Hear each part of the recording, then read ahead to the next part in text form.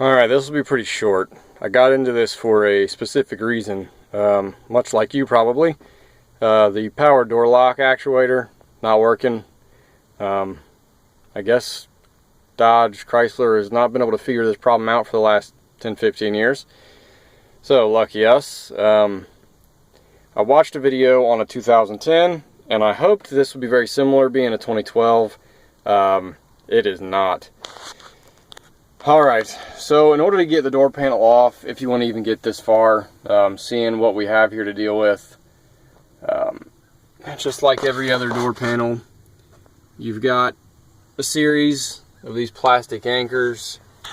Not so much on the top, but when you put it back in, you're going to have to fit the seal back in and the upper edge of the panel, and then slide it back down. That is going to be a little tough because with the contour of the door and everything, there's barely enough room to do that. But just get a good shot here of all of these small white caps, obviously. Now, one thing I'll point out right here, I think this is the only one that got stuck, left behind. It would be beneficial if you have the tool that'll get this off without breaking it. Take this off and slide it back in the door panel before we put it back on. But the door lock actuator is in this general area. You can see here the trip lever. And as you can imagine, it's kind of a pain in the butt not being able to unlock one of the doors to your car, especially with 4 kids and my wife babysits 2 little ones. We really need this door to work. Unfortunately today that's not going to happen. I don't know when I'll have time for the next video, but to give you an idea, I'm not going to waste your time putting it back on. But to get this off, the first thing I did was pulled up the plastic floor cover. What the heck we gonna call that? Floor trim. You pry it up from this side and move it forward with the door open, mind you.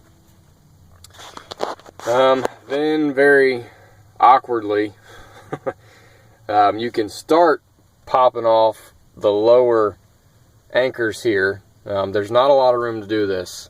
You'll need to deactivate the power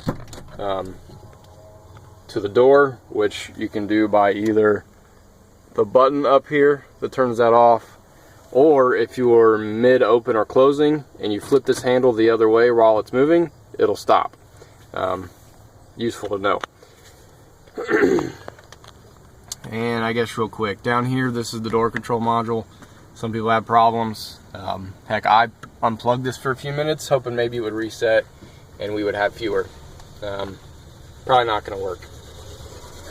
This is the plug that goes into the window button.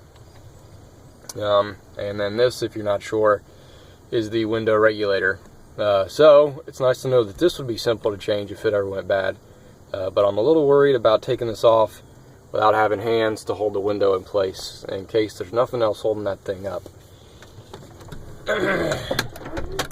Alright, with it shut, the first thing you want to pull off is this little bit of trim that covers the contour, which I can't even figure out how it goes anymore. There it is.